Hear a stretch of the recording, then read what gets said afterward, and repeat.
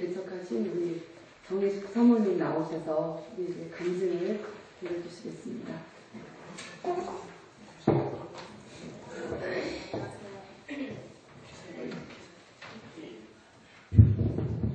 안녕하세요. 작년 11월에 양천구 신정동에 은혜 침례교회를 저희 하나님의 은혜 가운데 하나님이 또 뜻이 있으셔서 개척하게 되었습니다. 어디서부터 어떻게 말해야 될지 모르지만 왜 철이 없고 또 이렇게 금방 구원받은 사람들은 굉장히 막 기뻐하고 막 그러잖아요. 처음 구원받으면. 사실 요즘 굉장히 기쁘고 감사하고 정말 하나님의 은혜와 하나님의 뜻과 얼마나 계획이 얼마나 놀라운지 요즘 계속 경험하고 있습니다. 사실 처음에는요 사실 굉장히 좀 힘들었어요. 왜냐하면 제 생각이 있었기 때문에 힘들었던 것 같아요. 사실 하나님은 교도소에 보면 하나님의 행하시는 일을 보라 그랬어요. 그래서 하나님께서 굳게 하신 것을 누가 능히 곧게 하겠느냐 그러셨잖아요. 근데 사실 맨 처음에는 제 생각 기도를 계속 이제 교회의 어려움을 통해서 기도를 해왔는데 정말 그 이사야서 55장 말씀에 드렸듯이 내 생각과 너의 생각은 좀 다르다 그랬고 그랬는데 제가 기도하면서도 제 생각이 많이 앞섰던 것 같아요. 근데 이제 저희들이 이제 다 아시지만 이제 장동환 목사님 돌아가시면서 사실 같이 동역을 해왔기 때문에 제 생각은 그랬어요. 이제 마땅히 우리가 같은 이렇게 사역을 해왔기 때문에 연결해서 하게 되겠구나 이렇게 생각했는데 정말 하나님의 생각은 너무나 또 달랐던 것 같아요. 근데 지금 생각해보면 정말 하나님의 너무 좋으신 하나님 또 선하신 하나님 완전하신 하나님이 정말 우리의 앞길을 예배하실 뿐 아니라 우리 어떻게 가야 다시 하나님께 가장 영광이 되고 또 하나님의 그 선하신 뜻이 이루어질지 아셨기 때문에 우리로 하여금 개척을 나가게 하셨던 것 같아요. 그런데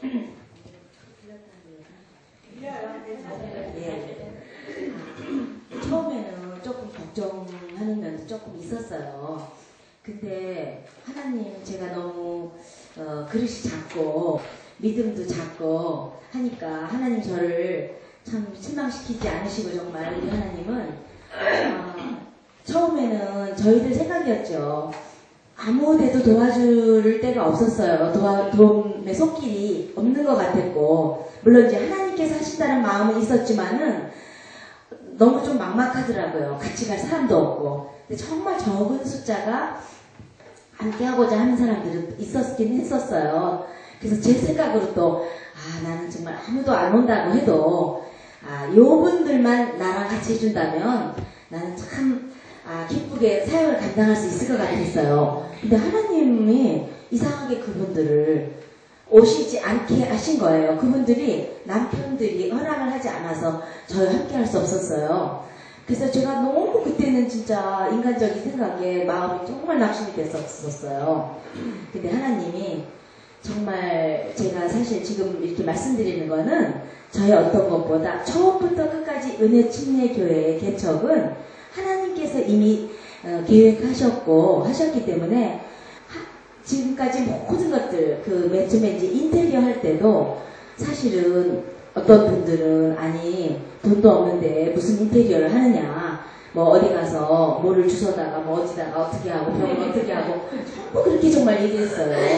근데 우리 목사님이 이제 그게 아니었고 사실 이제 저희들은요 작은 전세를 살고 있었는데 그때 당시 전세가 한 3천이 올랐어요. 그래서 그 집에서 어차피 이사를 나와야 됐는데 저희들이 이제는 개척을 할 적에는 하나님께서 정말 그 사역에 전념하기 위해서는 그 교회 옆으로 아주 가까운 데로 가서 뭐 그렇게 하면 얼마나 사역에도 많이 도움이 될 것 같더라고요. 그래서 거기는 좀 동네가 조금 약간 가격이 좀 올랐었어요. 근데 비싼 데였어요. 그런데 저희가 전세금을 딱 줄여서 이거는 인테리어를 해야겠다.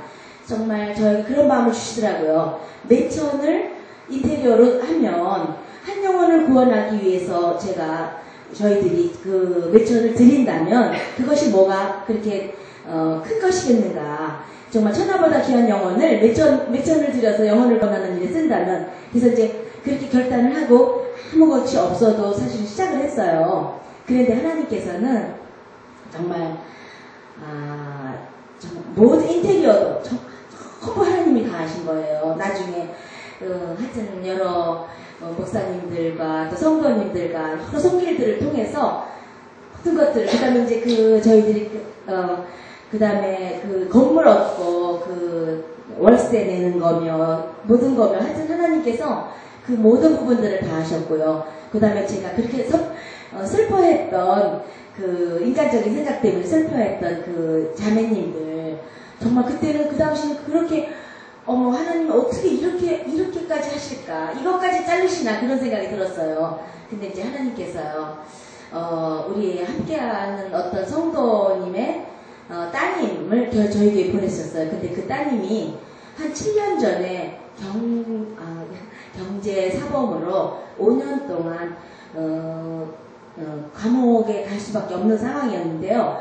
저희 목사님이 탄원서를 한 몇 년 전에 써주셨어요. 근데 늘 그거를 감사해하고 있었는데, 저희가 개척하는 날 저희 교회를 오게 됐었는데, 굉장히 왔는데 사실은 그게 자기가 남부 지원 거기 바로 옆이기 때문에 정말 거기는 쳐다보기도 싫고 너무 거기는 오고 싶지가 않았대요. 첫날 왔을 때는 참 좋았지만 인사드리러 왔을 뿐이었는데, 이제 와가지고서는 그 다음에 이제 첫날에 오고서는 올 생각을 안 했는데, 그 자매님이 그렇게 하나님, 나는 어디에다가 몸을 주고 마음을 주고 내가 내 영혼을 돌봐줄 그런 교회가 어디 있겠습니까? 그렇게 기도하고 있었는데, 그 다음에 목사님이 전화를 하셨을 때 다시 왔거든요.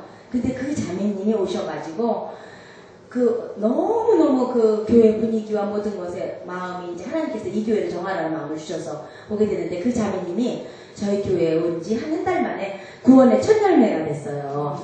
그래서 그 자매님을 통해서, 근데 그 자매님이 굉장히 가진 은사가 많고 달란트가 많아서 정말, 근데 구원 받으면서 주재권까지 다 돼버린 거예요. 그래서 자기 삶의 모든 것들을 온전히 하나님께 맡기고, 그러니까 이제 옛날에 구원받기 전에 이제 이렇게 좀 신앙생활 하는 그런 건 있었어요. 그래서 그 자매님이 그렇게 기동력도 있고 열심이고 말씀에 대해서 그렇게 사모하고 그래가지고, 제가 이제 어려워하고 힘든 부분들을 자매님이 다 이렇게 옆에서 도와주시는 거예요. 그래서 제가 기대했던 그런 것들보다 훨씬 더 많은 것들을 자매님을 통해서 하나님이 이렇게 공급하시는 거예요. 그래서 제가 이제 개척교회를 시작하면서 사실 이제 주방장까지 됐거든요. 승격이 됐어요.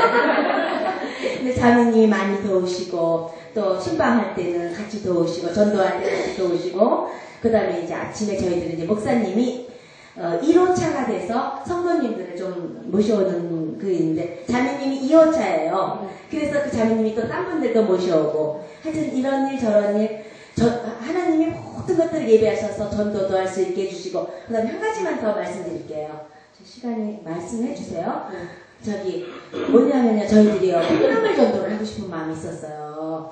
그런데 콩나물을 하나님이 갑자기 어디서 이렇게 많은 콩나물을, 유기농 콩나물을 주신 거예요. 그래서 그 콩나물을 제가 여러 군데다가 주면서 거기다 주보를 넣어서 했거든요. 근데 저희가 연립에 갔어요. 굉장히 오래된 연립인데 6채가 있는데, 제가 그 집에 다 돌려서 콩나물과 주보와 저희 교회 머그컵을 가지고 다 했는데요. 그 2층에 201호에 사시는 권사님이 계셨는데, 그분이 자기 제일 지하에 있는 분을 자기 교회로 모셔갔어요. 굉장히 큰 교회, 지구촌 교회. 근데 그분이 중국에서 오신 지 얼마 안 되는 분인데, 혼자 사시는 분인데, 자기는 이런 교회를 기도해 오지 않았다고, 자기는 개척교회에 가서 목사님을 돕고 그럴 교회를 좀 인도해 달라고 그러더래요. 그래서 그분이 저희 집에 모시고 와서, 어쨌든 그분이 이제 저희 교회 인도되어 가지고 콩나물 전도를 통해서 또 그 한 분이 오시게 된 거예요. 그 다음에 아까 어떤 자매님, 그분을 통해서 친구들을 한 3-4분을 자기가, 그분들을 막 인도해 가지고, 하여튼 하나님께서 제가 너무 힘들어하고 어려워하는 부분들을 위로하시기 위해서 채워주시고 물질적인 거, 또 사람들, 그 다음에 일꾼들, 손길들, 그 모든 것들을 다 채워주시는 거예요. 그래서 정말 저는 사실 그동안 기도하면서 제가 생각이 달랐다고 했잖아요. 하나님과 생각이 달랐는데, 사람의 마음에는 많은 계획이 있어도 오직 여호와의 뜻이 완전히 서리라. 그 말씀을 굉장히 붙들고 있는데 정말 하나님의 뜻이 정말 이렇게 완전히 서는 것을 보면서 너무 감사했고요. 정말 시편도 30편 3, 4절에 보면은 노용은 잠깐이고 하나님의 그 은총은 평생이라고 했잖아요. 그래서 너무 그걸 체험하면서도 저녁에는 울음이 깃들일지라도 아침에는 기쁨이 오리라. 그래서 지금 너무 기뻐하고 감사하면서 정말 처음부터 끝까지 하나님이 하신 일을 정말 영광 돌리고 찬양 드리기 위해서 간증했습니다. 아무튼 감사합니다. 다음에는요, 특강을 듣겠습니다. 저는 30년 전부터 오늘 오실 강사님을 이렇게 뵈면서 참 저분은 얼굴도 예쁘시고 나도 사모님이 되면은 저분처럼 하고 싶다 그런 마음을 이제 가지면서 제가 청년기를 보냈고 또 제가 이제 실제로 목회를 하면서 저희 부부가 이제 그 사역을 얘기할 때 오늘 그 강사 그 사모님을 꼭 가끔씩 거론을 합니다. 그분은 좀 이렇게 그 어떤 그 자매들 사역이나 어떤 신방 사역이나 또 말씀을 또 가르치는 거 이런 것들을 당신은 좀 어떻게 하나 이렇게 좀 저희 남편 입장에서 볼 때 굉장히 이게 어떤 좀 자기 아내가 좀 배웠으면 하는 그런 마음이 좀 있었나 봐요. 그러면서 저한테 이렇게 좀 배우고 그런 것들을 좀 이렇게 받으라 그런 얘기를 좀 건넸었는데요. 오늘 그 이영순 사모님이십니다. 오늘 시간을 통해서 그 사모님에게 있는 그 모든 그 영성과 그 능력과 그런 지혜들이 다 우리에게 다 받을 수 있는 그런 귀한 시간이 되었으면 좋겠습니다. 사모님 말씀 전하실 때 우리 박수로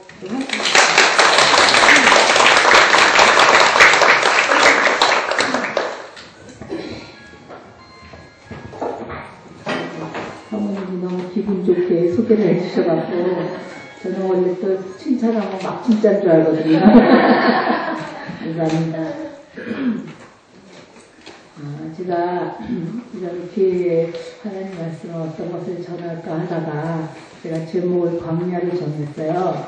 근데 여러분 생각에 저 양반은 무슨 광야를 겪었나 뭐 이렇게 혹시 생각하실지 모르겠는데 제가 성경에서 나오는 단어 중에서 좋아하는 단어가 몇 개 있어요. 근데 그 중에 하나가 광야예요. 그리고 또 다른 거는 찢기고요. 찢기. 성경에 찢기라는 말만 나오면 막 너무 좋아갖고 막 찾고 그랬는데 오늘 이 광야를 제가 이렇게 제목으로 선택한 이유는 만약에 제 인생에 이런 광야 같은 어떤 시간이나 그런 어떤 공간이 없었다면 제가 하나님을 섬기는데 그 어떤 많은 재료들 그런 것들로 다른 자매님들과 함께 나눌 수 있는 그런 축복이 있을 수 있었을까 하는 생각이 들어요. 왜냐하면 그 광야를 우리가 이제 아무리 주님을 따르고자 우리 헌신한 사람이라 할지라도 주님의 뜻을 따르겠습니다. 나는 그곳이 심판할 자리든지 무슨 자리든지 간에 주님을 따르겠노라고 헌신을 했잖아요. 근데 막상 헌신을 하고 보면은 우리의 헌신에 하나님이 축복해 주셔서 계속 하나님이 기도 응답해 주시고 정말 뭔가 이루어지고 기쁨과 수고와 그리고 또 노력과 희생을 통해서 기쁨과 감사할 일이 쌓이고 그러면서 그게 비록 바로 평탄한 길인데 이제 비교적 평탄하게 갈 것이다 라고 생각은 했지만 실제 우리가 살아볼 때 뭐 많은 실망도 있고 분노도 있고 또 절망도 있고 어려움도 있고 시험도 있고 하는 이런 질병이나 이런 것들을 겪게 되죠. 그리고 때로는 이해되지 않는 여러 가지 일들도 있고 때로는 우리가 기도하는데 이건 정말 하나님의 뜻대로 하는 기도인데도 불구하고 하나님이 그 기도를 들어주시지 않는 것 같은 그런 낙심도 있고 그런 외로움도 있고 그런 거를 우리가 겪으면서 이거는 푸른 초장으로 인도하신다는 하나님이 나를 갖다 무슨 이런 곳으로 인도하셨나 하고 실망하게 되는 그런 경험들을 여러분 해보셨으면 끄떡끄떡 해보세요. 네. 감사합니다. 뒤로. 목소리가 좀 나빠가지고 마이크를 가까이 하면 혹시 좋을까 싶어서. 그래서 우리 모든 믿는 자뿐만 아니라 하나님께 헌신한 자에게 이수해야 될 꼭 필수 과정이 바로 이 광야라고 생각해요. 그래서 모든 자에게는 하나님이 반드시 이것을 거치도록 그것을 거치지 않은 그리스도인들은 없는 것 같더라고요. 만약에 누가 그것을 거치지 않았다면 그 사람은 뭐라 그럴까 불행한 그리스도인이라고 생각을 해요. 왜냐하면 그런 것을 통해서 하나님이 주시는 축복과 비가 오나 바람이 부나 북풍이 불어도 남풍이 불어도 정말 하나님은 강인한 그리스도인이 되기를 원하시지 아무 무슨 바람이 불면 쓰러지고 하는 연약한 사람이 되기를 원치 않으시기 때문에 우리를 훈련시키시는데 그런 훈련이 광야를 통해서 오는 거거든요. 그래서 제가 광야에 대해서 말씀을 준비했고 그래서 광야에 대해서 이제 두 가지로 크게 광야에 있을 때 우리가 어떤 태도를 취해야 되는가 그 다음에 광야의 축복은 무엇인가 이렇게 이제 말씀을 드리겠어요.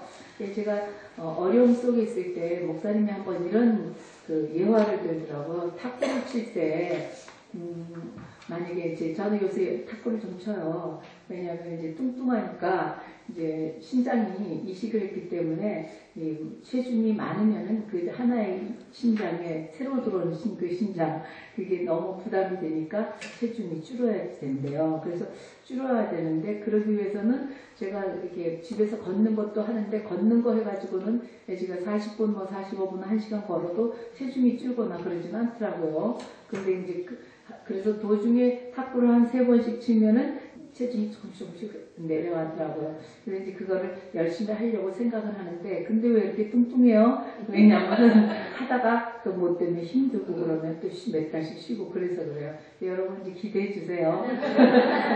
근데 이 탁구를 칠 때 제가 못 치니까 저는 옛날에 고등학교 때 쉬는 시간에 막 가서 탁구 툭툭툭 이런 걸 잘해요. 근데 요새 탁구를 치려니까 뭐 자매들이 뭐 커트를 치고 뭐 아주 그냥 뭐 이렇게 치고 탁 하고 하는데 도무지 내가 따라갈 수가 없어요. 그래서 안 되겠다. 그러면 이제 하는데 가끔 탁구를 치려면은 자매 어떤 우리 형제님, 유형제님, 뭐 전형제님 탁구 잘 치는데 5개를 나한테 주세요. 그러는 거예요. 5개를. 그러니까 내가 이기면 5대빵, 6대빵, 이제 7대빵 이렇게 되는데 내가 이기지 못하니까 5대1, 어느새 5대5 그러면서 6대5, 8대5 그러면서 내가 지거든요.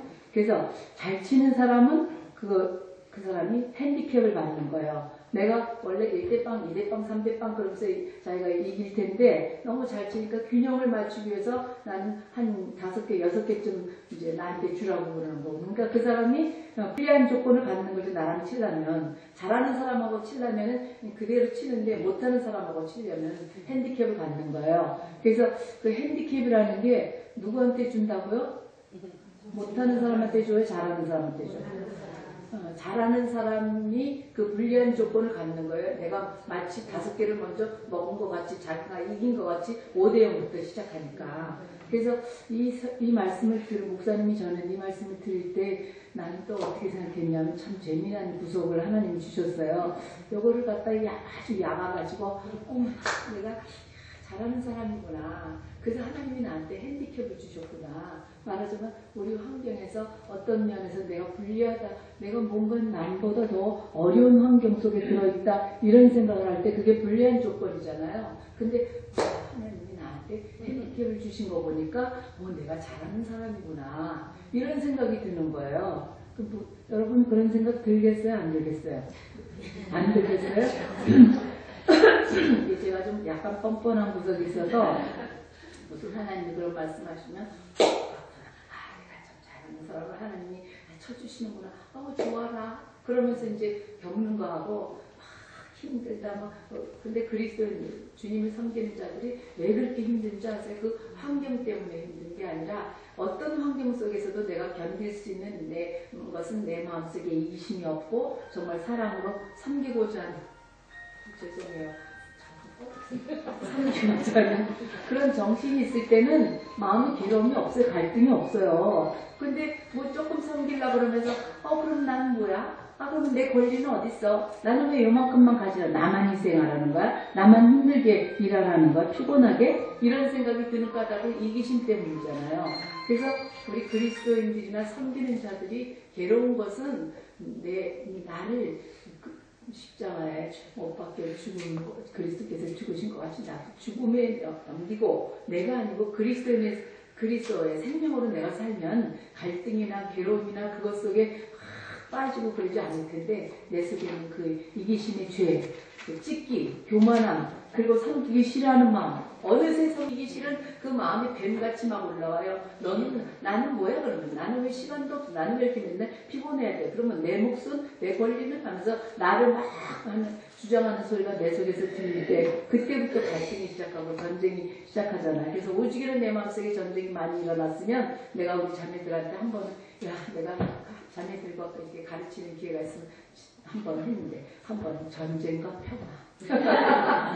내 마음속에서 전쟁이 일어나니까 언제 전쟁이 일어나고 언제 평화난가 이제 하나님이 뜻 안 했을 때 내가 하나님께만 전적으로 순복하고 양도할 때 그때 평안이 있고 근데 나를 움켜쥐면 막 그때는 전쟁이잖아요. 그래서 한 번은 전쟁과 평화. 그 다음에 또 한 번은 뭐냐 제일 첫 번째 시작한 건 가만두어라.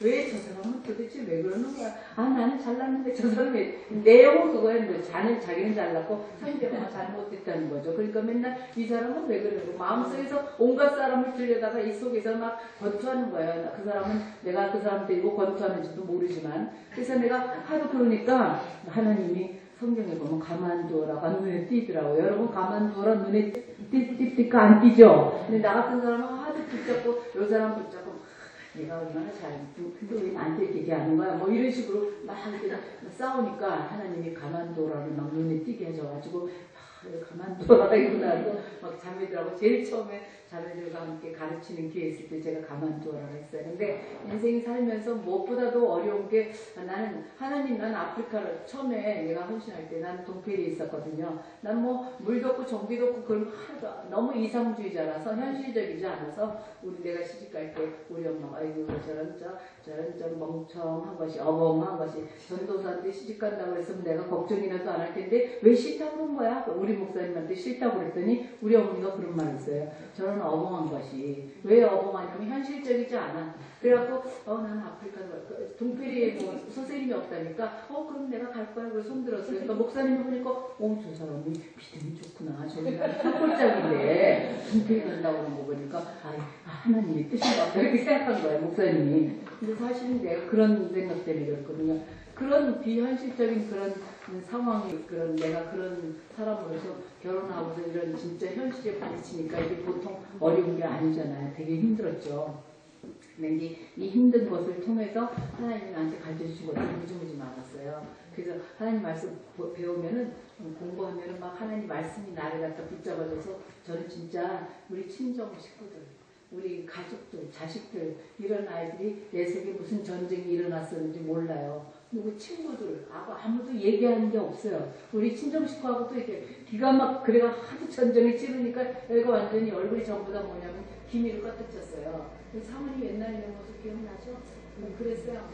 그렇지 않았어요. 그래갖고 그런 얼굴로 이렇게 돌아다니면 옛날 내 친구들이 얘는 이렇게 얼굴이 썩었냐 그런 얘기를 진짜 들었어요.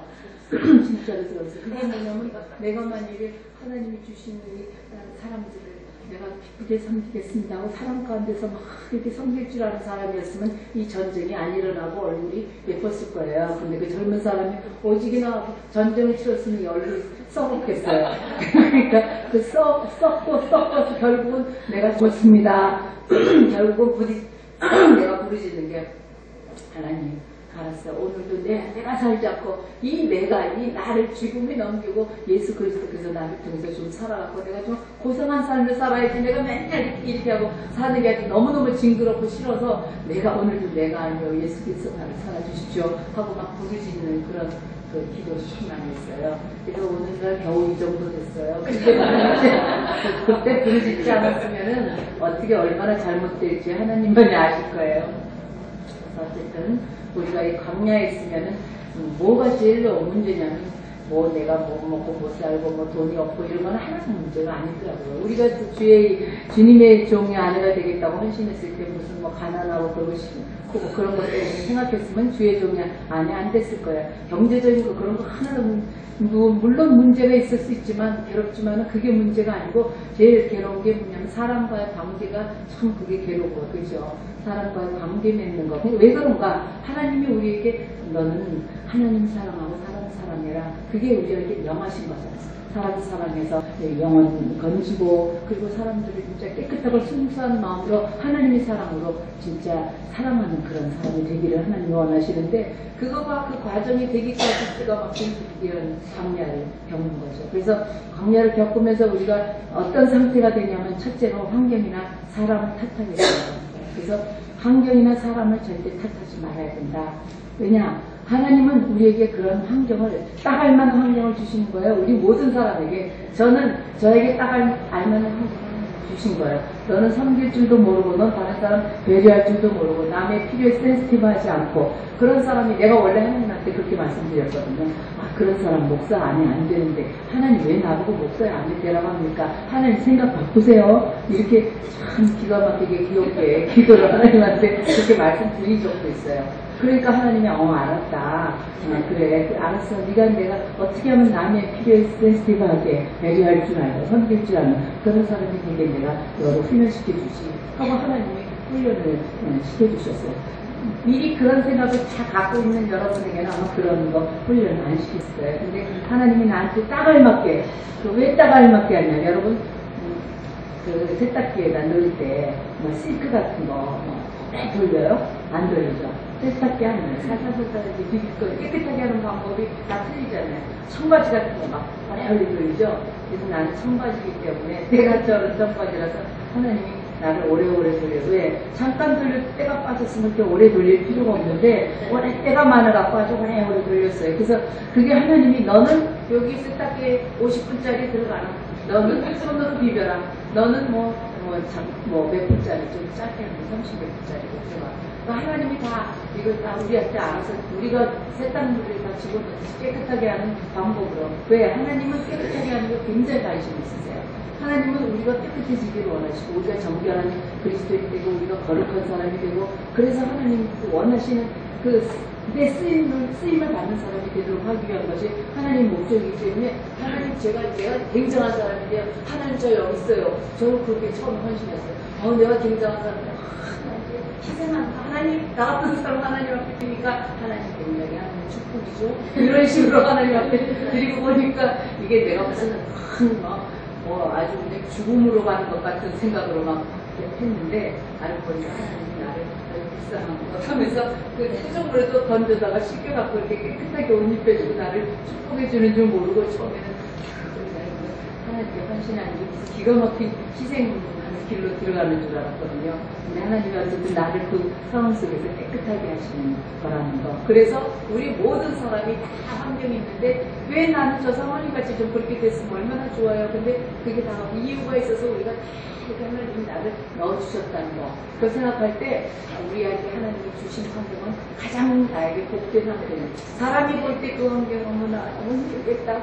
어머나 저 사람이 때가 지금 청바지구나 이렇게 생각하면 돼요. 그 이해가 되세요? 그거 용납이 되세요? 여러분 보기에는 여기 얼굴에 찌 하나도 없어도 내적으로 볼 때는 하나님이 내가 너를 쓴다면 너는 좀 훔쳐 퍼가야 되겠다 생각하시면 하나님이 그 과정 속으로 다 지원해 주시지 않을까요? 그래서 오늘날 각 사람이 하나님이 주신 환경에 대해서 원망할 때 이것은 우리가 하나님을 원망하는 것이라는 거. 그래서 환경이나 또 사람, 우리 주위에 베풀어 주신 사람, 어떤 사람은 없으면 난 정말 행복할 텐데 나 저 사람 진짜 힘들어 죽겠어 하는 사람들 있잖아요.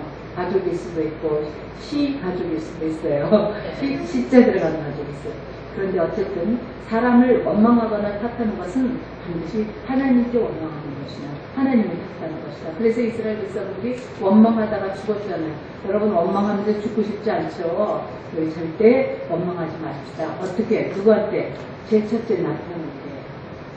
자녀한테 그래도 주위에 있는 사람들 무슨 성도들 엉망하지 말아야 되겠어요. 그래서 광야는 우리가 어떤 사람인지를 나타내주는 거울이에요. 거울이에요. 저는요 시집을 오니까 내 모습을 비로소 알았어요.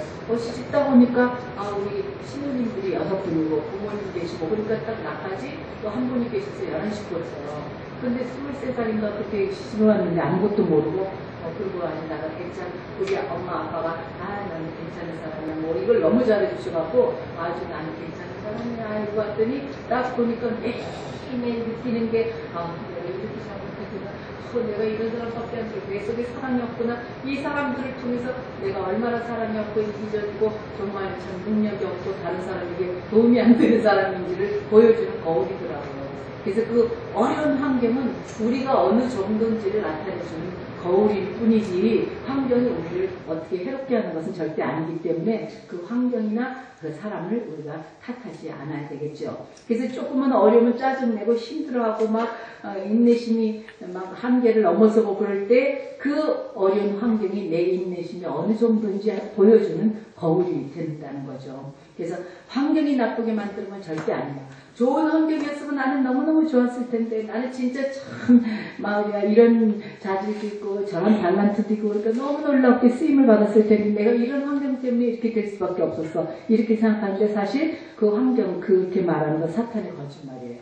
왜 그러냐면 하와 여러분 생각해보세요. 하와같이 기가 막히게 최고의 정말 그런 좋은 환경에서 태어난 사람이 어디 있어요. 그런 좋은 남편 하나님이 만들어주신 그런 좋은 남편의 그런 좋은 환경에 그렇게 이쁘고 아름답게 하나님 만들어주신 그 하와 불평할 게 하나도 없는 그 하와가 왜 불행하게 됐을까요? 자기 속에서 나온 죄 때문에 그랬지 환경에서 나온 것도 아니고 사람에게서 나온 것도 아니잖아요. 그래서 좋은 환경이었으면 내가 참 좋았을 텐데 그런 것은 사탄의 절대적인 거짓말이기 때문에 그런 말을 입 밖에 낼 때 우리는 사탄에게 놀이개가 된다는 거죠.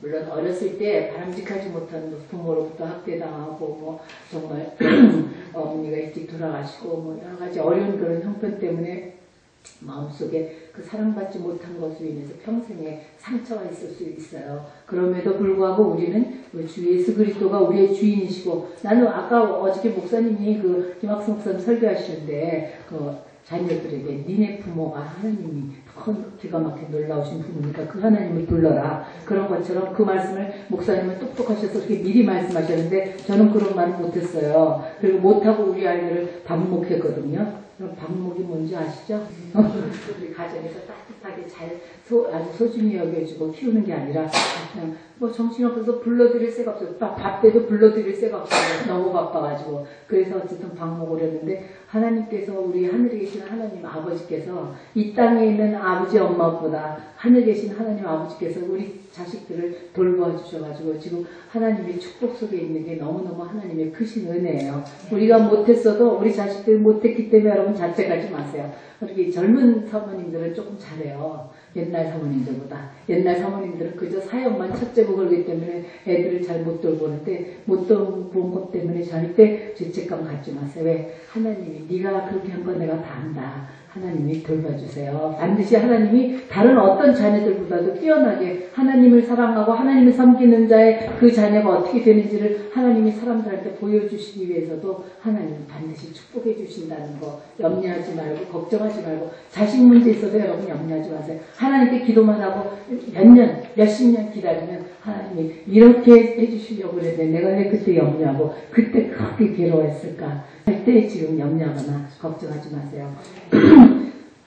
그래서 우리가 우리의 의지로 이거를 어떻게 잘 헤쳐나가서 승리하는 사람이 될 것인가에게 초점을 두지 않고 우리가 뭐 우리 부모 때문에 그랬고 우리 환경 때문에 그랬고 하는 그 사탄의 거짓말에 우리가 속는다면은 우리는 요새 그 많은 교회에서 그 그리스도인들을 아주 미약한 연약한 그런 어린아이에 그대로 남아있도록 하는 그래서 어려움과 시련을 어떻게 극복해 나가고 그것을 직면하는가를 가르치지 않고 하나님을 믿으면 이렇게 평안하고 하나님을 믿으면 하나님께서 모든 것을 축복해 주시고 기쁨이 넘치고 하나님 모든 것을 형통하게 해주시고 이런 것만 강조하다 보면 나 그래서 여러분한테 광야를 얘기하고 싶고 여러분들도 자매들한테도 인생에 대한 광야가 있다. 이걸 아주 하나님께서는 우리를 돌보신다 하는 사실과 똑같이 여러분이 그것을 전해야 된다고 생각해요. 왜냐하면 실제로 괴로움은 다 어디서 나오느냐, 그런 것 때문에 오는 괴로움이기 때문에 그 괴로움을 어떻게 이기느냐, 이거를 우리가 가르치고 배우고 현실을 직시하게 해야 되기 때문에, 그래서 우리만 그렇게 겪은 것으로 끝나는 게 아니라 그것을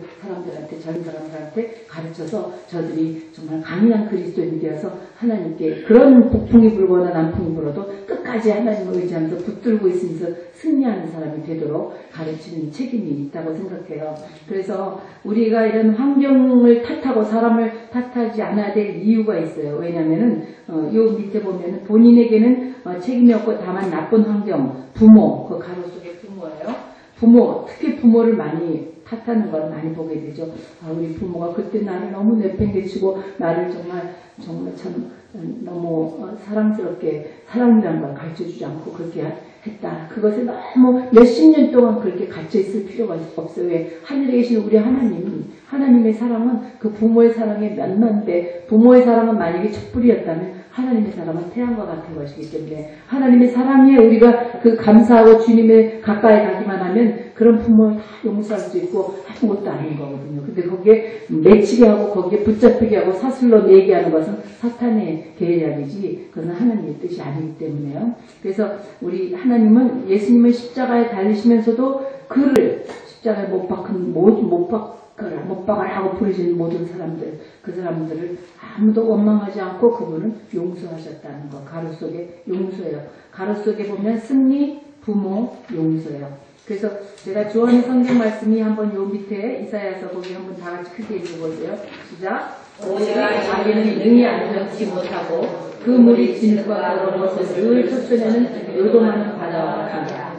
내 하나님의 말씀에 악에게는 청량이 나타납니다.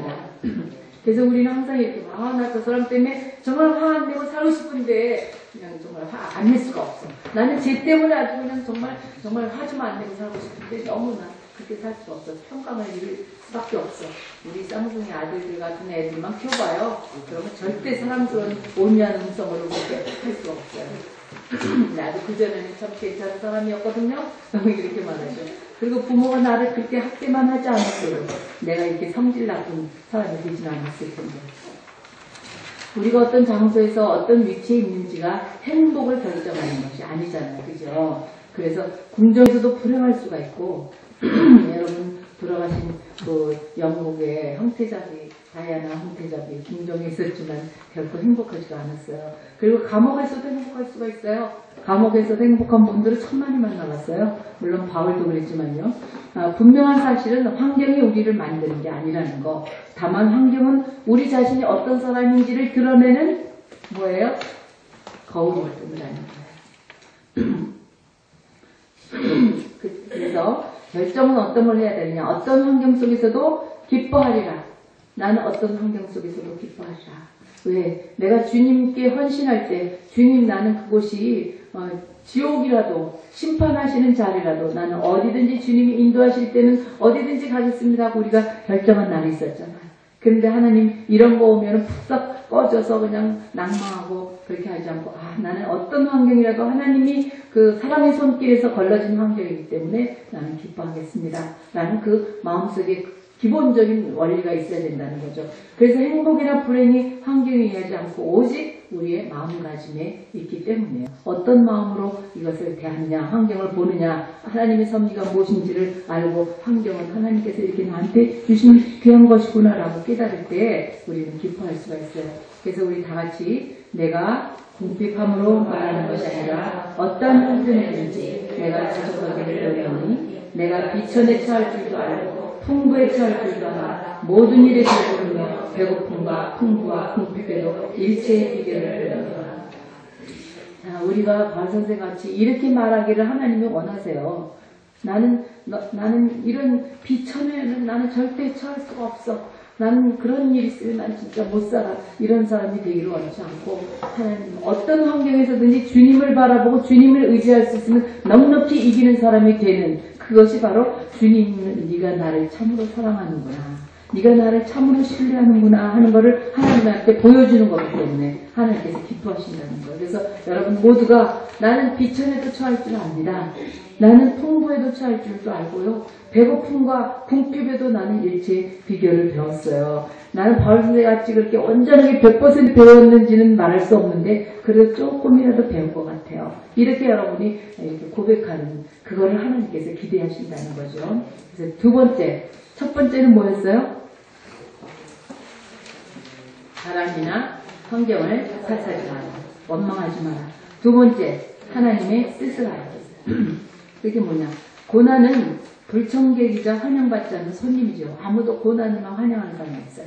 근데 옛날에 어떤 우리 교회 자매님 한 분 계셨는데 고난을 한번 통과해봤더니 너무너무 하나님 가까워지고 너무 그 고난의 깊이 속에 정말 하나님의 뜻을 발견하고 하나님 정말 성숙한 느낌을 갖게 되고 그러니까 고난이 너무 좋은 거예요. 그래서 그 자매가 기도할 때 하나님 고난을 제게 더 주세요. 이렇게 기도하더라고요.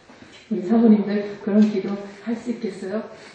도저히 못하겠죠, 그죠? 그 자매는 그렇게 기도하더라고요.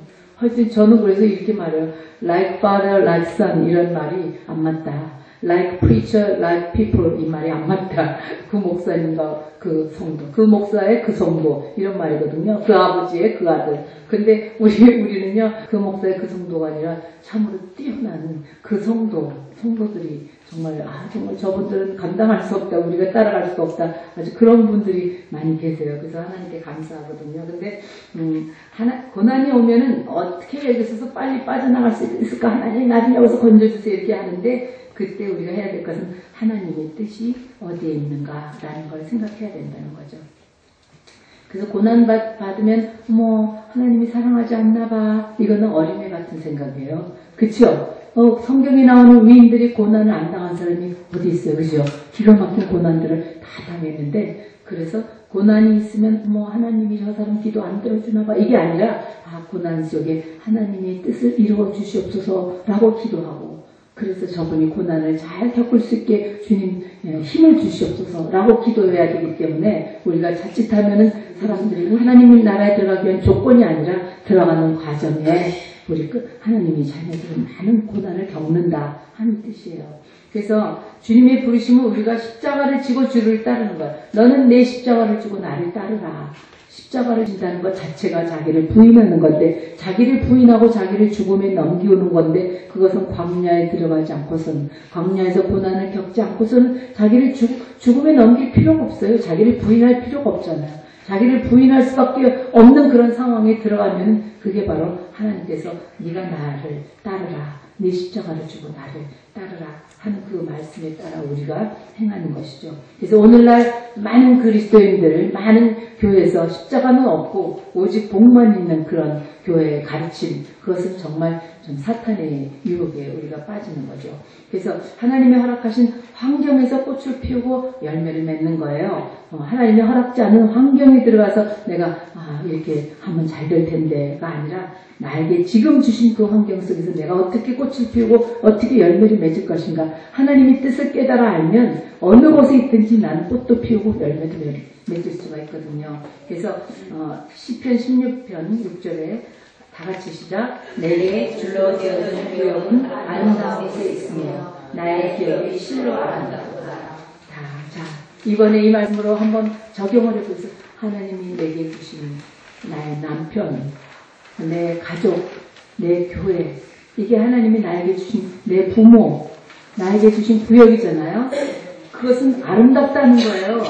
하나님이 나에게 주신 기업이 실로 아름답다. 자기 가족, 하나님이 나에게 주신 남편, 나의 환경, 이게 참으로 아름다운 것이구나. 우리 교회 참 아름다운 것이고 나쁜 것만 생각하고 나를 상처 준 것만 생각하면 우리 교회 너무너무 싫어요. 근데 아니야. 우리 교회 속에서 하나님이 이루신 그 역사들, 아름다운 역사들을 생각해 볼 때 참 아름다운 교회를 주시니 감사합니다. 우리 성도들 이런 성도고 딱 둘로 나눠져요. 어떤 성도들은 귀한 것을 보고 너무너무 감사하고 너무 기뻐하고 너무 감격해요. 어떤 성도는 귀하지 않은 거, 교회에 불완전한 게 많잖아요. 그런 것들만 꼬집어내서 맨날 찡그리고 다니고 맨날 비판하고 딱 두 종류예요. 그래서 하나님은 우리가 원하시는, 우리 목사의 사모에게도 원하는 게 뭐냐? 우리 남편에게도 좋은 것들이 있고 또 부족한 것들이 있어요. 그럼 맨날 당신이 이런 것 때문에 너무너무 힘들어 죽겠어요. 그리고 다 같이 죽는 사람이 되겠나? 아니면 당신이 이런 게 너무너무 귀해요. 순수해. 당신이 주님에 대한 사랑으로 하나님께서 당신을 판단하시지, 당신이 뭔가를 이룬 교회를 몇 명을 갖고 뭐 이런 거에 하나님이 관심이 있지 않아요. 하나님은 교회를 몇 명 가졌든 많이 가졌든 적게 가졌든 성공을 했든 안 했든 우리가 하나님 앞에서 얼마나 거룩하고 하나님을 얼마나 사랑하고 얼마나 신뢰하고 하는 사람인가, 그것이 하나님이 우리 판단의 기준이지. 근데 우리는 세상 사람하고 똑같이 그런 식으로 판단하면서 조금만 더 하면 성공할 텐데 조금만 더 하면서 마치 무슨 막 남편을 갖다 막 억지로 막 이렇게 하는 그런, 남편을 돕는 배필이 되지 않고 그 격려하는 사람이 되지 않고 그런 까닭이 우리가 뭔가 욕심이 있어서, 하나님이 허락한 환경 속에서 욕심을 내면 그거는 탐욕이에요. 탐욕을 냈을 때 이스라엘 백성이 얼마나 많은 사람이 탐욕으로 하나님이 매출하기를 주셨지만은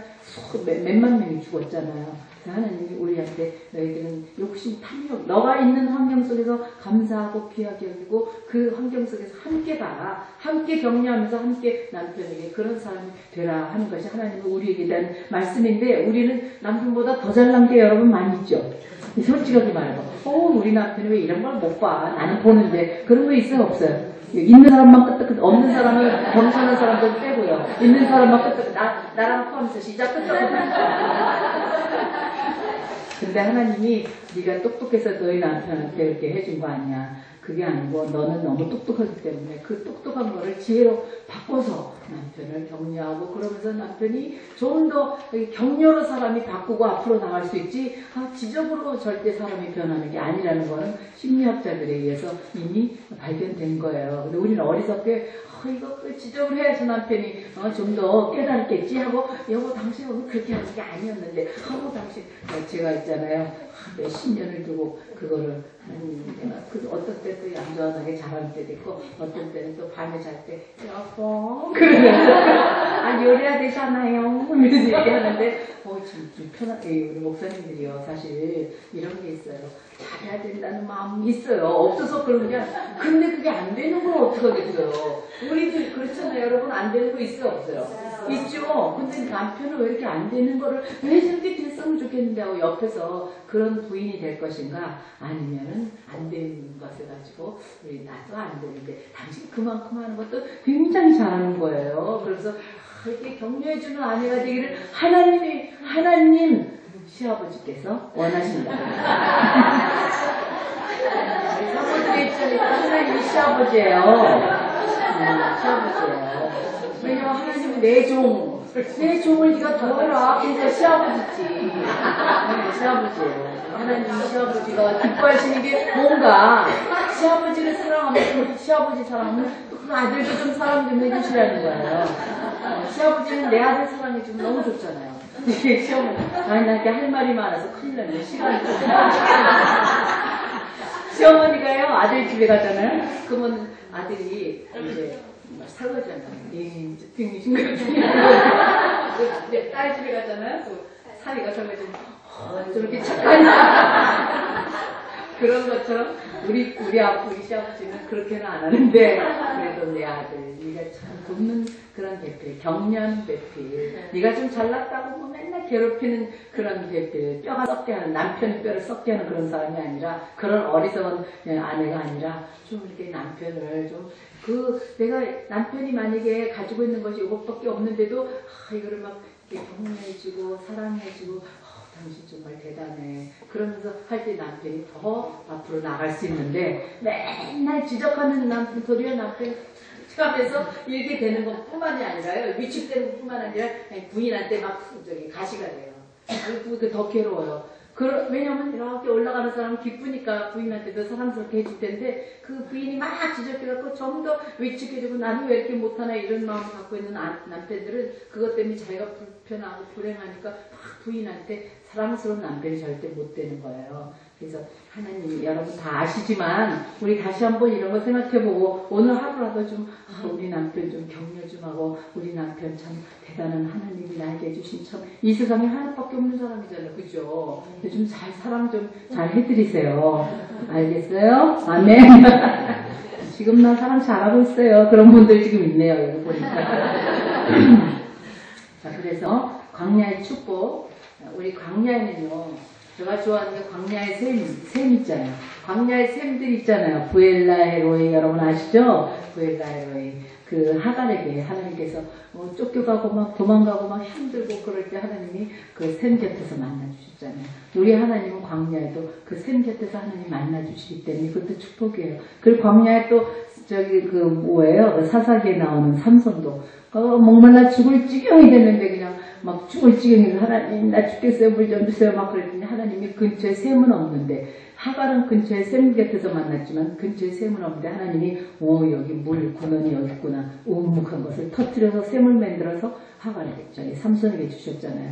우리가 광야에서 아무리 어려운 일이 있어서 도무지 가능성이 없고 이건 도무지 될 일이 아니다 싶어도 하나님이 우리 가까운데 우묵한 것을 터뜨려서 우리가 그 물을 마시고 우리가 생수를 마시고 일어날 수 있게끔 누구의 삼손에게 하신 그 하나님이 우리에게도 똑같은 일을 하신다는 거 그것들이 광야의 축복들인데요. 광야의 식탁이라는 말도 있잖아요. 하나님이 광야에서 식탁을 베풀 수 있으랴 광야에서 우리에게 고기와 떡을 줄 수 있으랴 하나님이 하실 수 있는데도 그를 의심하기 때문에 원망하고 불평하게 되는 거죠. 그래서 첫째, 축복, 겸손과 오래 참음을 배운다. 겸손과 오래 참음을 배워요. 왜 겸손해지냐? 광야에서는 잘났다고 절대 할 수가 없어요. 그렇죠? 광야에서는 정말 나는 아무것도 아니구나. 저절로 낮아져요. 이스라엘 백성을 하나님이 왜 광야로 보내신 첫째 이유가 겸손하게 하기 위해서잖아요. 광야로 가는 것을 허락하신 첫째 이유가 그래서 우리 인생이 광야에 들어가는 것은 우리가 너무 인생이 교만하기 때문에 자기가 아무것도 아니면서도 하나님을 의지하지 않고 바라보지 않고 자기 힘으로 살려고 하니까 하나님이 광야에 보내셔서 우리가 아무것도 아닌 것을 깨닫게 하는 그 겸손의 축복이 있고 그 다음에 광야를 통해서 오래 참는 걸 배워요. 계속해서 광야가 이렇게 연결이 되니까 빨리빨리 바뀌어지지 않으니까 거기서 기다리고 인내하고 하나님 바라보고 사람에 대해서도 오래 참아주고 그렇게 되지 않을 수가 없어요. 힘들어서 너무 힘드니까 하나님 뜻대로 하시옵소서 하고 하나님 앞에 다 항복하니까 하나님이 그래 이제 하나님이 하실 때잖아요. 그러니까 하나님이 오래 참는 것도 가르쳐주시고 겸손도 가르쳐주시기 때문에 광야 아닌 곳에서는 절대로 푸른 초장에서는 겸손과 오래 참음을 배울 수가 없어요. 그래서 자기 부정을 통해서 겸손을 배우고 환난을 통해서 뭘 배워요? 오래 참음을 배워요. 그러니까 오래 참음과 겸손은 어디서 나오는 거예요? 자기 부정과 환난에서 나오는데 이 자기 부정은 아무 때나 나오는 게 아니라는 거죠. 그런 어려운 환경을 통해야만이 자기 부정이 나온다는 거죠. 자신을 높게 여기지 않고 낮추고 자기보다 남을 낮게 여기는 것. 광야의 경험이 자신을 깨어지게 하고 아무것도 아닌 자신을 보며 결국 주님의 은혜가 아니면 나는 아무것도 할 수 없구나 하는 그런 아주 낮아지는 그런 지점에 우리가 가는 것은 하나님의 축복인 거예요. 내가 높고 하나님께서는 높고 거룩한 곳에 거하며 또한 통회하고 마음이 겸손한 자와 함께 거하나니 어때요? 누구하고 통회하고 마음이 겸손하고 광야에서는 통회하지 않을 수 없고 그 겸손하지 않을 수 없는데 그때 하나님이 그와 함께 거하고요. 그 이유는 뭐냐? 겸손한 자의 영을 하나님께서 소송케 하시고 통회하는 자의 마음을 소송케 하시리라. 그 하나님이 겸손하고 통회하는 사람을 하나님 기뻐하신다는 거 우리가 알고 있기 때문에 광야의 축복이에요. 그래서 심지어 저는 이 말씀도 좋아요. 슬픔이 다 같이 시작. 슬픔이 웃음보다 나오는 얼굴의 근심함으로 마음이 여러분 얼굴만 이뻐지는 거 여러분 원하잖아요. 그래서 여기 점 있으면 점도 빼고 뭐 하는 거 요새 많잖아요. 그죠? 근데 얼굴만 이뻐지면 뭐래요? 조금 있으면 금방 그 얼굴 썩어지고 하늘나라 갈 텐데 우리 마음이 이뻐야 되잖아요. 근데 그 마음이 언제 이뻐진다고요? 슬플 때 또 근심할 때 슬플 때 근심할 때 이게 뭐예요? 우리가 어려움에 처해 있고 우리가 정말 광야 같은 삶을 산다고 생각하는 느낄 때 바로 그때 우리의 마음이 어떻게 겸손하는 것도 배우고 나가시고 하나님을 의뢰하는 것도 배우고 그래서 우리 마음이 좋게 된다는 거. 얼굴이 좋게 되는 대신 얼굴은 제가 그래서 얼굴이 아까 처음에 뭐라고 그랬죠? 얼굴이 썩었다고 그랬잖아요. 근데 그 썩는 얼굴 가운데서도 결국은 하나님 하루도 한시도 하나님 내가 아니여 주님이 내 속에서 오늘도 살아주시옵소서. 그거를 막 아주, 그거를 그냥 괜히 그 기도문이 근사해서 하는 게 아니에요. 진짜 내 마음속에서 절실하게 그게 막, 하나님, 나는 진짜 싫어요. 나는 왜 이렇게 이기적이에요? 나는 왜 이렇게 죄가 많아? 나는 왜 이렇게 사랑이 없어요? 그러니까 하나님이 나를 통해서 오늘도 사랑이신 하나님 정말 하나님 친히 살아주시고 오늘 승리하는 삶 되기를 원합니다. 그렇게 부르짖는 기도를 하게 되면 결국 마음이 어떻게 되겠어요? 나빠지겠어요? 좋아지겠어요? 좋아지겠죠. 그게 하나님이 우리에게 요구하시는 거잖아요. 그래서 오래 참는 것은 바로 위에 그러므로 너희는 시작. 그러므로 너희는 하나님의 택하신 거룩하고 사랑하신 자처럼 긍휼과 자비와 겸손과 오래 참음을 이기고. 자, 긍휼과 자비, 겸손, 온유, 오래 참음. 긍휼과 자비, 겸손, 온유, 오래 참음. 이게 그리스도인의 아주 중요한 대표적인 덕성인데 이게 또 사랑의 특질이에요. 사랑하는 사람의 특질. 그래서 우리는 내가 사랑하느냐 아니냐는 내 속에 긍휼히 여기는 마음이 있느냐. 여보 당신 불쌍해. 이 한마디를 목사님한테 내가 해드렸는데 옛날에 우리 목사님이 그게 얼마나 감동이 됐든지 여보 당신은 하나님 닮았다 그러시는 거예요. 나는 한마디만 했는데 우리 목사님이 그거 한마디로 그냥 하나님 닮았대. 그래서 야 이게 여러분 많이 쓰세요. 당신 참 불쌍하다. 왜 불쌍해? 너무너무 애쓰고 열심히 일하고 힘들고 그러니까 그렇잖아요. 사역하는 사람 얼마나 힘들어. 그러니까 불쌍하다. 그러니까 우리 목사님이 참 그분이 더 훌륭하죠. 내가 하나님 닮은 게 아니라 그죠. 그렇게 한마디 한 것이. 그러니까 이 긍휼이 하나님 기뻐하시는 성품이기 때문에 여러분 긍휼히 여기는 사람인가 아닌가. 나는 자비 이게 카인드네스예요. 친절한 사람인가 할까. 여러분 나이가 들면 여자들이 뭐예요? 남성 호르몬이 생겨가고 막 거칠게 말하죠. 거칠게 말하는 거 하나님이 싫어하세요. 하나님이 어떻게 해요? 친절하게 말하는 거. 남편한테도 함부로 하지 마시고 여러분 아마 그런 경향이 생겼죠? 아니에요? 난 지금도 우리 남편한테 잘해요. 그런 분들이 있을 거예요. 근데 점점 나이 들수록 함부로 하는 경향이 있죠? 네, 친절하게 시아버지가 싫어하세요. 친절하게 하고 겸손하게 하고 온유하게 하고 오래 참는 이걸 옷 입으라. 그러면서 오래 참는 것은 사랑의 가장 중요한 특성 중에 하나예요. 하나님의 성품이죠. 그래서 환경에 대해 인내하는 것은 환난과 시련을 통하여 얻게 됩니다. 그래서 사람에게 대해 오래 참을 수 있으면 또 우리는 할 수 있는 게 있어요. 용납하는 거예요. 오래 참으면 용납할 수 있어요. 그래서 이 모든 것이 정말 사람을 사랑하는 그 특성을 우리가 가질 수 있도록 준비케 하는 거죠. 둘째는 정결해진다, 깨끗해진다예요. 광야를 통해서 겸손과 오래 참음을 배우고 둘째는 우리가 깨끗해져요. 왜? 고통 중에서 하나님의 뜻을 구하고 그 뜻을 순종함으로 우리가 정결해져서 하나님께 쓰임을 받게 된다는 거예요. 그 밑에 베드로전서 1장 22절 한번 읽어보세요. 시작. 너희가 진리를 순종함으로 너희 영혼을 깨끗게 하여 거짓이 없이 형제를 사랑하게 이르렀으니 마음으로 뜨겁게 피차 사랑하라.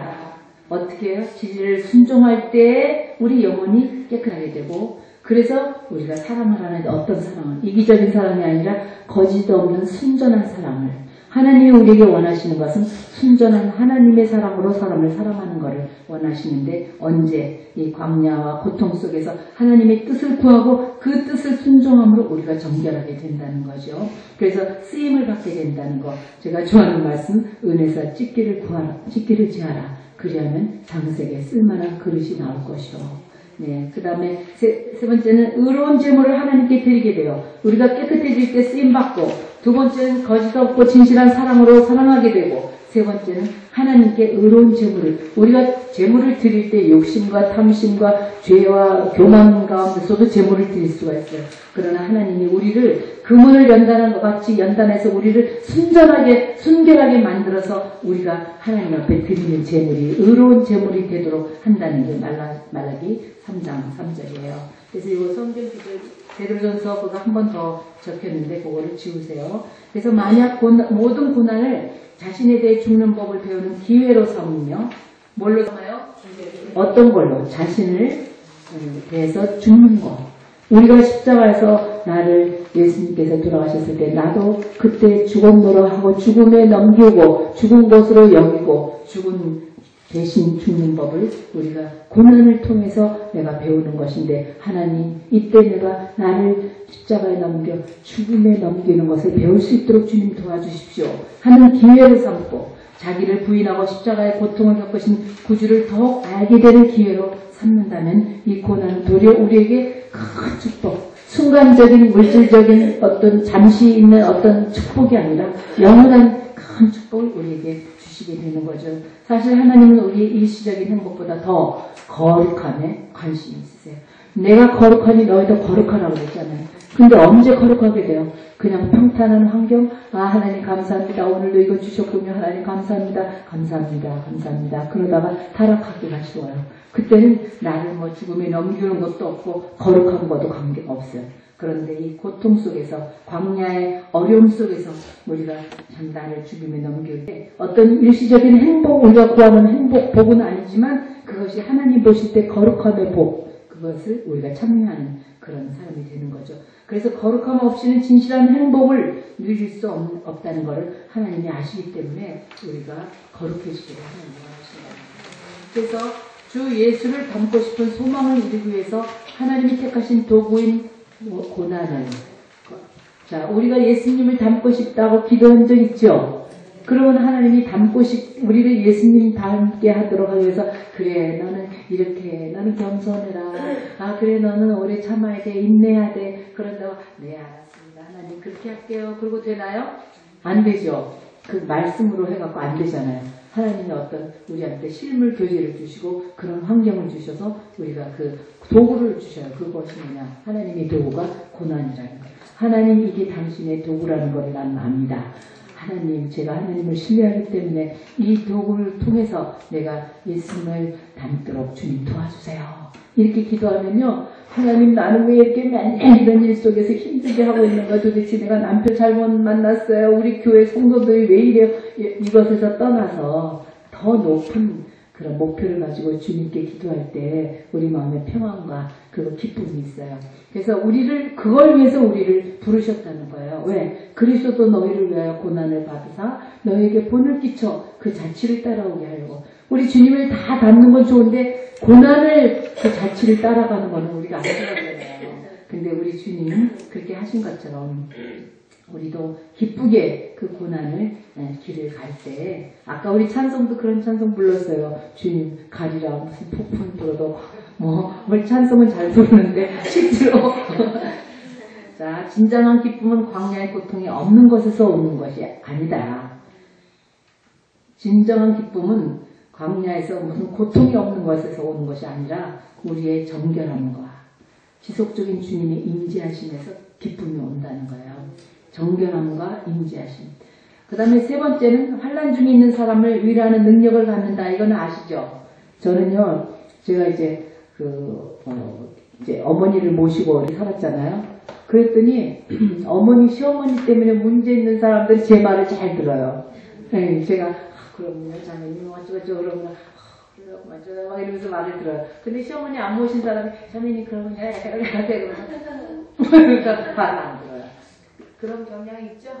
누가 자식이 죽었는데 자식이 안 죽어보지 않은 사람이 이렇게 주님을 우리하고 이래서 그러면 말 안 들어요.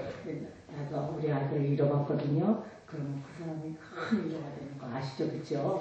우리가 무슨 경험을 하든지 그게 다 그냥 사람들을 위한 거예요. 우리가 이런 나쁜 경험을 하더라도 그것이 그 나쁜 경험을 가진 사람들을 위한 거예요.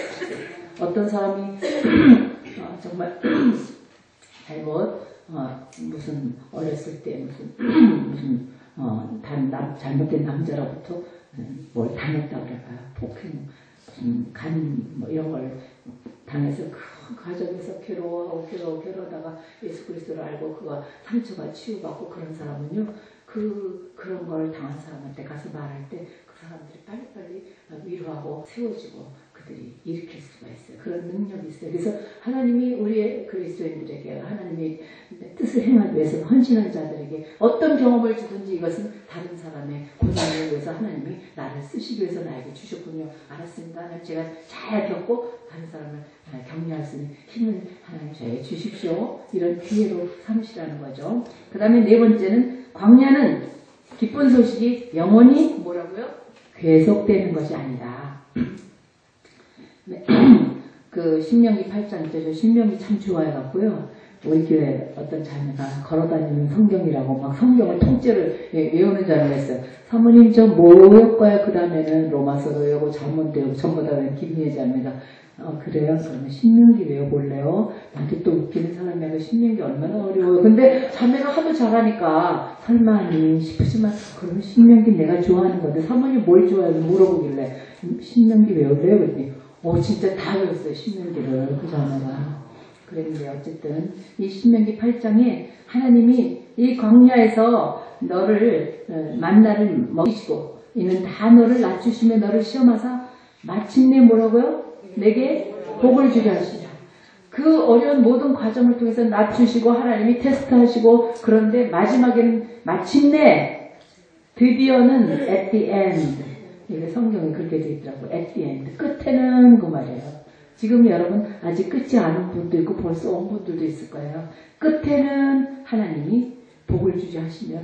조금만 더 기다리면 끝이 와요. 끝에는 복을 주지 하십니다. 그래서 우리의 잠시 받는 환난을 경험한 것이 지극히 크고 영원한 영광의 중한 것을 우리에게 이루게 하시니 우리의 돌아보는 것은 보이는 것이 아니요 보이지 않는 것이니 보이는 것은 어때요? 잠깐이에요. 보이지 않는 것은 영원합니다. 이제는 아무리 광야가 메말랐어도 어느 날 그 땅이 기뻐하고 사막이 백합화같이 피어 즐거워하는 그 때가 온다고 하나님께서 약속하셨어요. 그래서 여호와의 성령함을 얻은 자들이 전부 어느 날 그 머리 위에 영영한 희락을 띠고 희락의 띠를 띠고 영원한 기쁨의 띠를 띠고 기쁨과 즐거움을 얻으리니 슬픔과 탄식이 다 달아나는 그날이 있다고 하나님께서 말씀하셨어요. 영원한 것이 아니에요. 그래서 어느 날 모든 고통과 모든 눈물은 다 영원히 사라지는 날이 있음을 기억하자. 그러므로 서로 돌아봐 사랑과 선행을 서로 격려하며 그래서 그 히브리어로 코람데오라는 뜻이 늘 하나님 존존해서 하나님 앞에서라는 뜻인데 하나님의 임재 앞에서 하나님의 권위 아래 하나님의 영광을 위하여 사는 것이라는 거예요. 그래서 우리가 참 잠깐 동안 그 광야에 대해서 우리가 공부를 했지만은 참 실제로 광야를 겪고 있는 분들에게 고통은 말할 수가 없어요.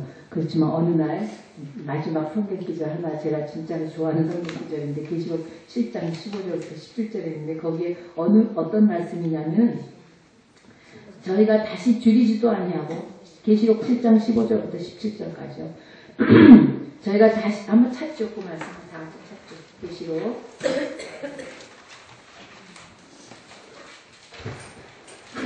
계시록 7장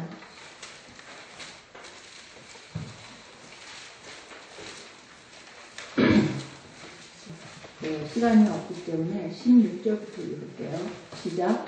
저희가 다시 줄이지도 아니하며 목마르지도 아니하고 해나 아무 뜨거운 기름에 상하지 아니하시니 이는 보좌 가운데 계신 어린 양이 저희의 목자가 되사 생명수샘으로 인도하시고 하나님께서 저희 눈에서 모든 눈물을 씻어 주셨습니다. 사람이 눈물을 씻어줘도 참 좋죠.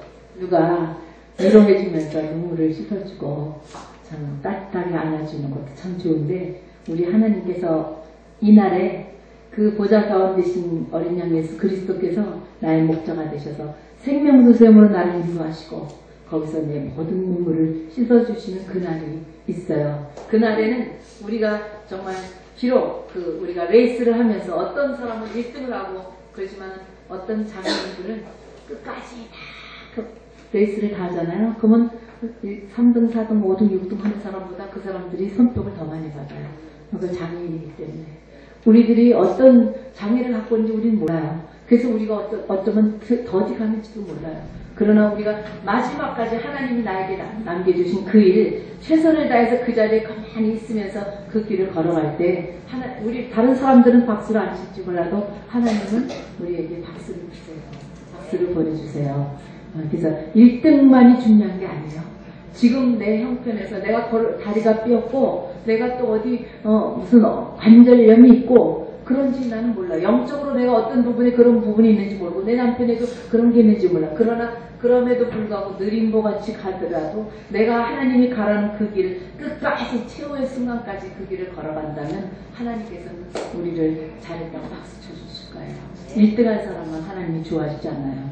하나님께서 우리 모두가 그래서 어떤 목사님이 아들 둘이 있는데 그 예화가 저한테는 참 인상적이었는데 하나 둘 아버지가 찾아오고 오니까 장미꽃을 선물했어요. 아버지 집에 잘 오셨어요. 아버지 사랑해요. 그 둘째 아들은 장애가 있는 아들이에요. 지진아예요. 그 들에서 온갖 잡초를 다 꺾어다가 자기 형은 장미를 꺾는데 자기는 아버지한테 이걸 드려야지. 그러면서 그럼 갈대 같은 걸 꺾어서 아버지 사랑해요. 집에 잘 오셨어요. 하고 줬어요. 그 아버지가 하시는 말씀이 우리들한테 하는데 나는 우리 큰아들의 그 장미꽃도 사랑스럽게 너무 감사함으로 받았어요.